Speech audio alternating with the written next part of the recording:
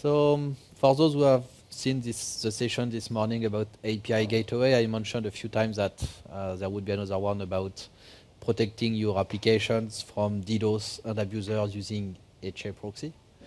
And that's the purpose of the session. So first I'm going to make some remembering about what's HA proxy exactly, how it works. Some advanced feature available in HA proxy that we are going to expose today in the session. And then different type of pattern we can use for protecting your application from DDoS, brute force, scanners, and abusers. So definitely that's from the simplest to match to the most complicated ones. So 10,000 feet overview of HA proxy. So as you may know already, HA proxy is a reverse proxy. So it maintains a couple of TCP connections. Each connection is totally independent from each other. So we usually say that the TCP connection is terminated within your kernel. Your kernel will aggregate the packets, and HA proxy will see what we call a buffer of data.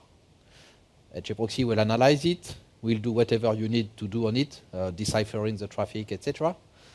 And then we'll copy another buffer on the server side, and then your kernel will just forward the data on the server side. So it's impossible for HA proxy to lose a packet because HA proxy does not see the packet, actually.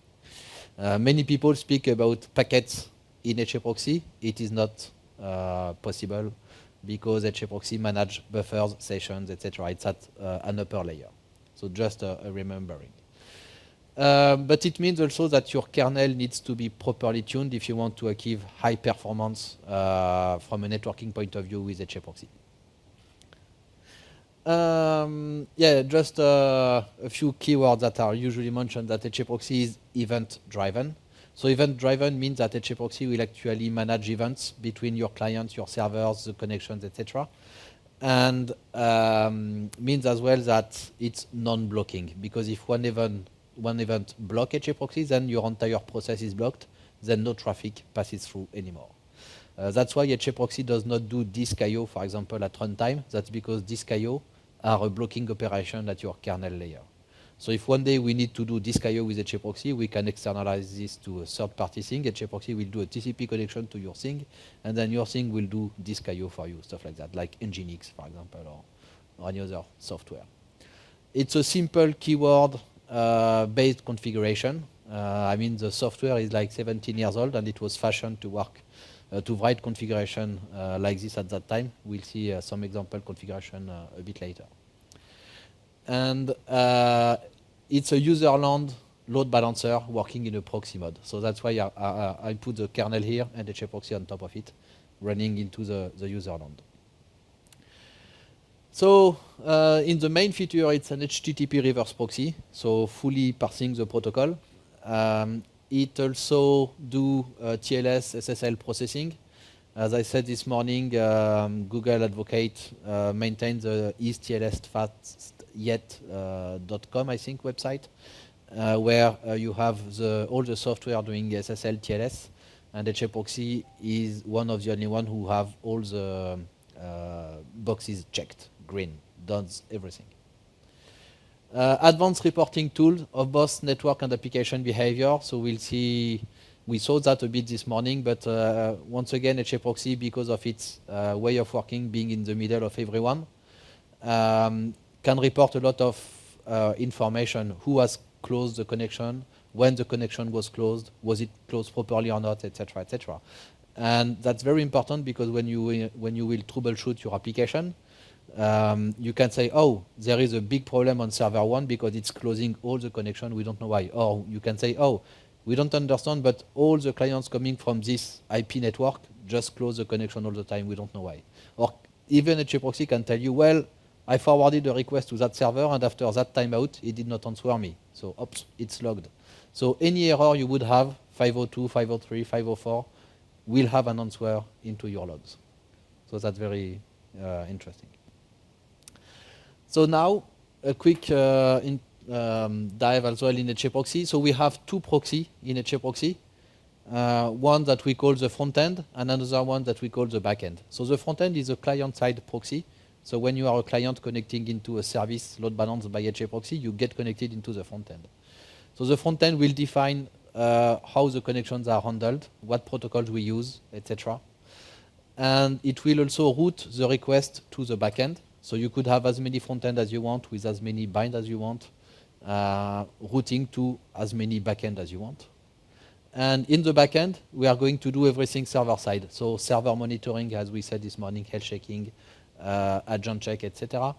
Load balancing algorithm, queuing, and many other things can be done here. We spoke this morning about HTTP rewriting. Well, not rewriting, but anyway, that could be done in any kind of front-end or back-end proxy. Yes, next. A quick, simple configuration example. So we have a global section. We have a default section that will define parameters for the front-end and back-end after that. Not everyone knows, but you can have as many default sections as you want in HA proxy. The defaults will be applied to your front-end and back-end up to the next default section. So usually when people load balance PHP and MySQL in the same configuration, they could have a defaults for HTTP and a defaults for TCP and put their front-end back-end HTTP and front-end back-end for MySQL in different part of the configuration. We have some keywords like this enables HTTP parsing, this enables HTTP keep alive. This is a timeout on the client side, the timeout on the server side, the timeout for the TCP on check on the server side, etc., etc. That's quite simple to understand actually. Then we have the front end, we have the type of bind we want on the IP address we want, and we also have the different protocols. So in that case, that would be SSL. And we have a routing rule. All the traffic coming to that front end will be just forwarded to this backend. There is no load balancing algorithm, which means that HA proxy will perform by default round robin in that case. And we have a health check enable. That would be just a TCP check, basically. So that's a very simple configuration. Now, we want to introduce advanced feature of HA proxy. That's because if we want to fight DDoS, abusers, etc., we have to analyze the traffic a bit deeper. So we have first the stick tables. That's a feature that used to be used for stickiness, hence the name. Stickiness is when you want to force a user to go all the time to the same server. That's what we call persistent as well in load balancing. So see it as a key value store in HA proxy's memory. That key value store can be synchronized using the peers protocol. So when you have multiple servers, the data can be synchronized. When you do a reload and there is a new process spawning up, then the new process will just get connected to the old process to get all the data from the stick table. So it's safe in any type of case. The key in the key value store can be retrieved by any information provided into the client request. As we saw this morning, we can also collect data from the server response. So this morning I had a configuration example that show how you can get the cookie generated by your server and put it into the table and then do your persistence based on that. So you could take any information also from the client that you can put also in the table, like source IP address, like authorization header, like things like that. The value that will be associated to that key can be a server ID when we want to do stickiness. That can be traffic-related information. So in the stick table, we can say to HA proxy, I want you to track all the traffic for this particular key. So for example, this cookie value. And I want you to count the number of requests per second, the number of error over 1 hour, the number of whatever. We have many metrics you can use. Concurrent connections, etc.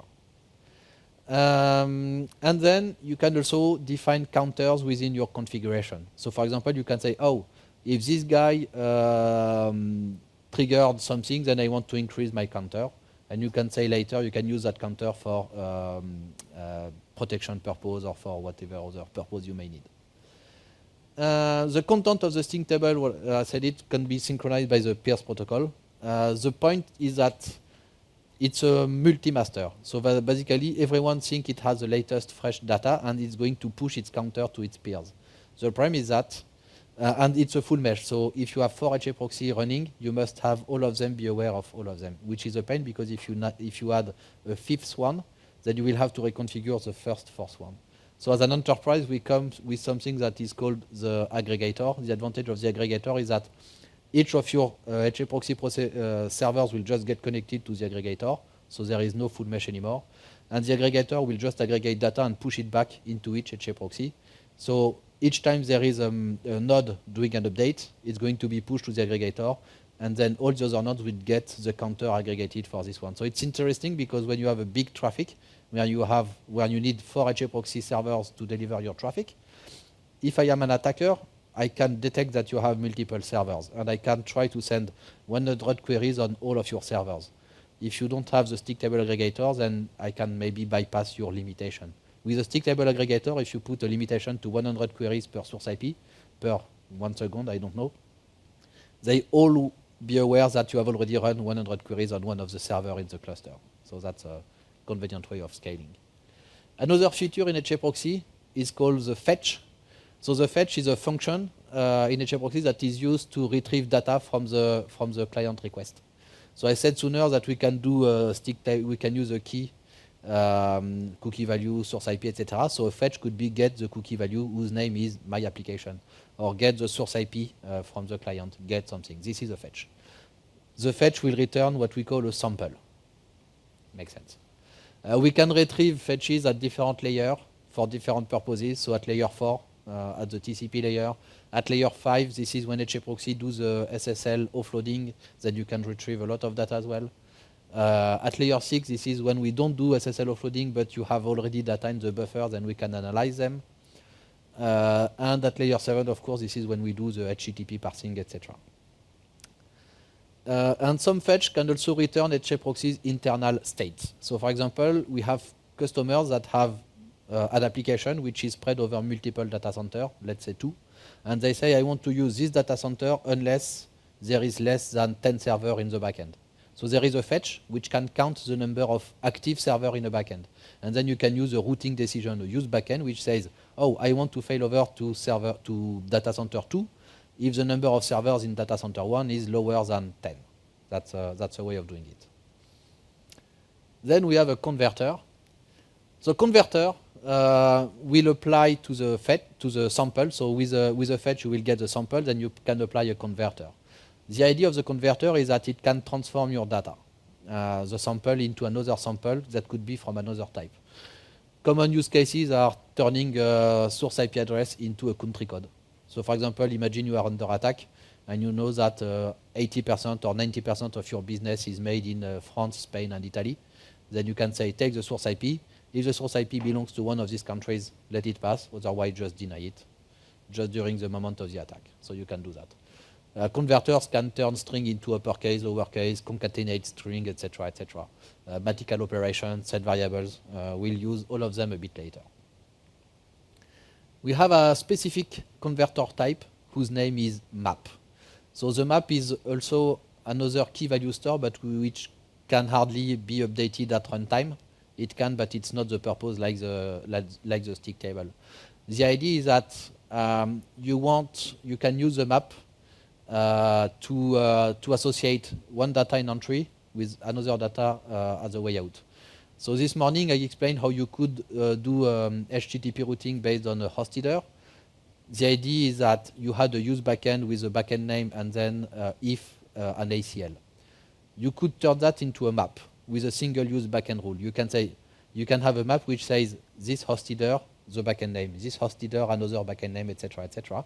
And then instead of having as many use backend rules as you have per host header, you would have one single rule that will take the host header, forward it into the map, and then the map will return you the name of the backend you are supposed to route the traffic to. Red Hat is using that on OpenShift, on the public website of OpenShift. They used to have 50,000 backend in a configuration, and they said that it was taking like a few milliseconds to parse the 50,000 backend use backend rules, which was impacting their customers. So we just updated HAProxy to be able to have a single rule and to do the mapping of a host header to a backend. We can update the content of a map dynamically. So there is, in HAProxy, there is a runtime API socket that you can enable, and then you can do a add map something, del map something, set map something. So we can do that. And then I mentioned it just before, the ACLs. So the ACLs can retrieve data from a fetch and match it against a predefined list of patterns. So for example, this morning we saw an ACL that say, oh, take the host header and then compare it to www.domain.com, etc., etc. So this is an ACL. We use them for different purposes. Some of them are routing rules, and some of them are also whitelisting and blacklisting. So imagine you want to apply to your configuration DDoS protection. You may want to whitelist your own IP addresses, and you may want to whitelist your best partners or etc. The people you know that are not abusing your services. So we have a couple of examples of ACLs. This one is an anonymous ACL, as I said sooner. So we have a rule that will take fetch the source IP, that will send it into a map. The map will just return us a country code. And you can say, oh, if the country code in the header X country is not French, Spain, Italy, or US, I want to deny the traffic. That's it. As simple as that. You could even add this country code, or this country code will also be forwarded to your application server because it's set in a HTTP header.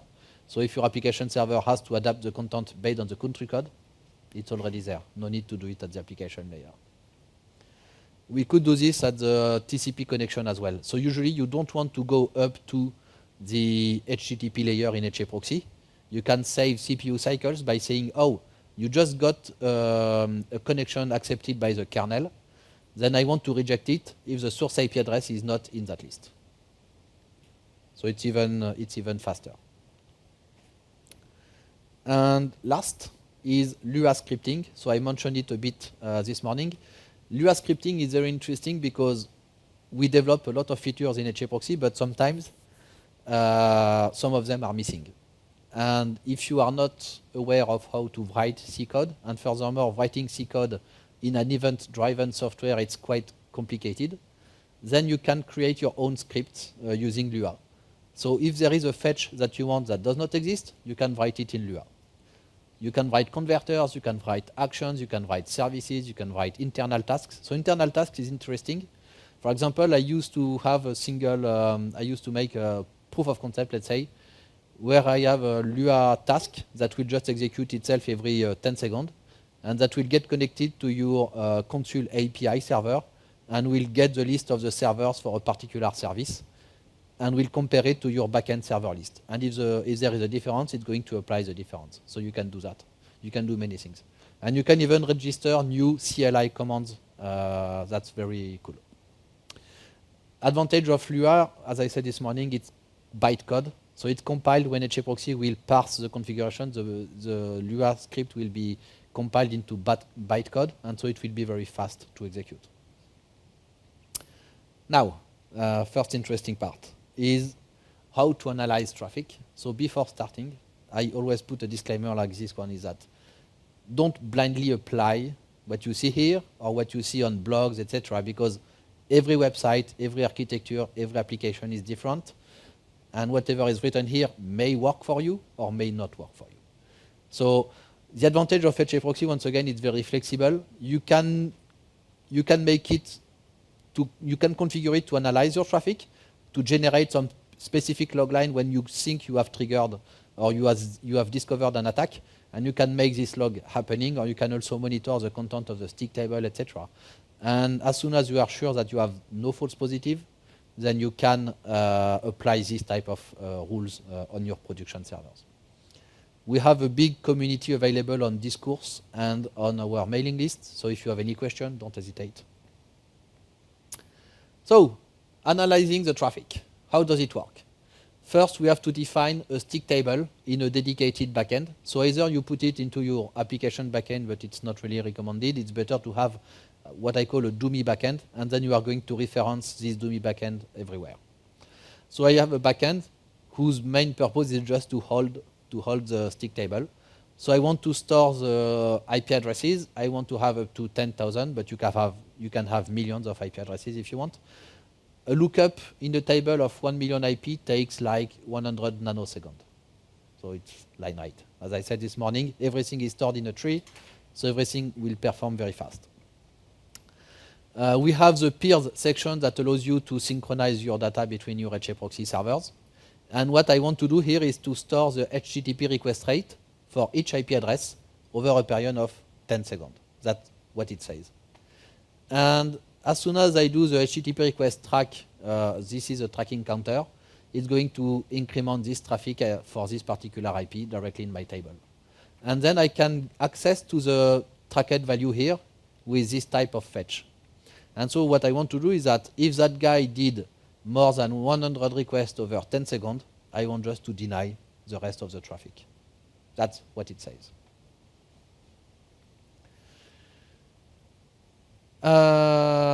You can apply the monitoring to some specific URL. So for example, modern website, well, old-fashioned website, I would say like WordPress, etc. You used to have one dynamic page for 100, maybe more static content. So it does not make sense to apply the protection on the static content because usually you have an Nginx or a Varnish behind HAProxy, so it's very fast, or you even have a CDN in front of you. So what you want to protect is your dynamic URLs. So what I'm doing here is I just want to enable the tracking if the URL belongs to a list of URLs I want to monitor. So you can just use an ACL for that.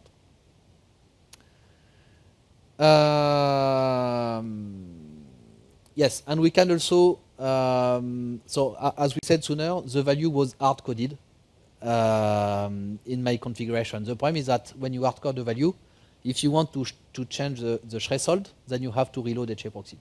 So what you can do is to have the quota set up somewhere in a variable, and then you can use this variable. So if you if you subtract the current counter, subtract the current quota, and if the result is greater than 0, that you know that that person is an abuser.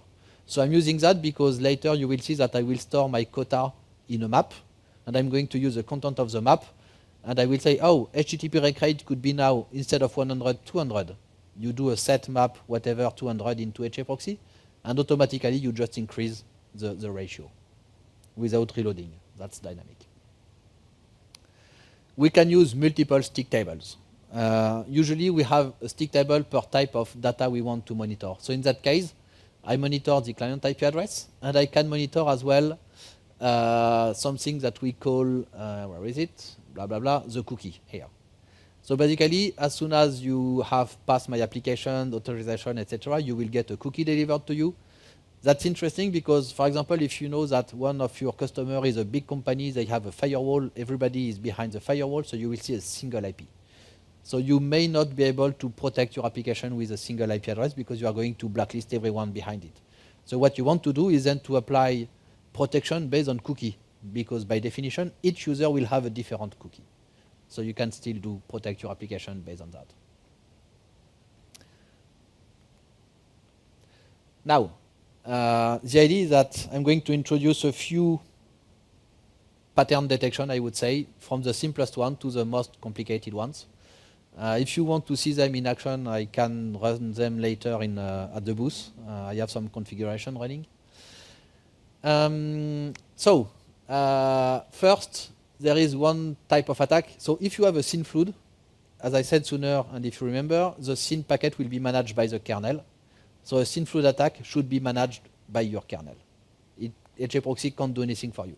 HAProxy will be aware that a connection is available when the SYN-SYNAC happens and when the kernel has accepted the connection. So HAProxy can be used to fight DDoS at that layer when you have fake clients that will just open connections without sending any data, for example. Or if they open connection at a high rate, because some firewalls are very bad to accept connections. So we have a stick table in which we are going to store the IP address, and that we are going to count the number of concurrent connections and the connection rate over 10 seconds. That's arbitrary values. You can do whatever you want. And what I'm going to do here is that if the concurrent connection for each IP is greater than 20, then I want to reject the next connection. If the connection rate for this particular IP address is greater than 100, over 10 seconds. Once again, I want to deny the next connections. I set up an IP whitelist. So you just have a bunch of subnet. You can put your own. You can put /24/32/ whatever. If you have a big list of IP addresses, it's better to put this list in a flat file and with one subnet or one IP address per line and make HAProxy to load them. The advantage of putting them in a file is that you can also update it on the fly. So imagine you have one customer complaining that since you change your policy, they are blacklisted all the time. Just update the whitelist. Done. No need to reload HAProxy. So yes, that's a simple way. And one thing also which is cool is that protection against low risk attack. So now modern web application servers like Nginx, like Node.js, like Go won't be impacted by this type of attack because they can manage a big number of connections. But Apache used to be vulnerable. So the idea is that you open a lot of connections and you speak very slowly on each of the connections, and then your server will run out of connections.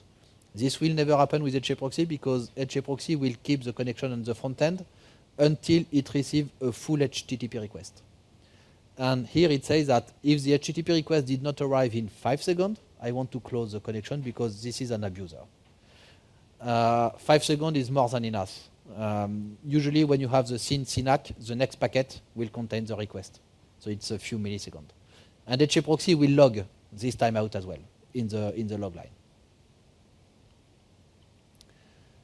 So now we are going to make things a bit more complicated. This is exactly the same example as before, but I'm using a Lua script and I'm using a map. As I said sooner, the problem of the configuration before is that the threshold is hard-coded into the configuration, which sometimes is not good. So now I have a map, and later on the CLI I could run set map DDoS quota.map conrate 200, and automatically this number will be upgraded, and this number will be applied here, and then based on the data in the table, if this number is bigger, then you will allow more traffic automatically. So the configuration has slightly changed. We see now we do the tracking as we used to do, and we call the Lua script as soon as the tracking is done. So since the Lua script has been called, we access to the data of the map, of course, and we accept also to the counter provided by the stick table. And here we do the math. So we could do that in HAProxy native configuration, but I wanted to show how we can use Lua. And in HAProxy configuration, to be honest, it's not beautiful. So it's nicer like that. And so our Lua script will just set up a variable in HAProxy's memory, and then we are going to match this variable, which means that if this variable has been set up, this IP address is currently abusing the service. So it's going to be rejected automatically. Now, I can do, thanks to HTTP Keep Alive, I can do open one connection and send you 1,000 queries on top of this connection. So you won't be able to detect me at layer 4 anymore. You have to go up to the layer 7. So most applications are vulnerable to HTTP flood.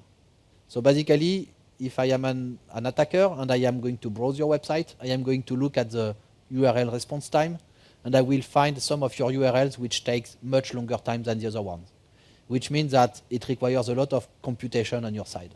Usually that's the /search something, which takes a lot of time.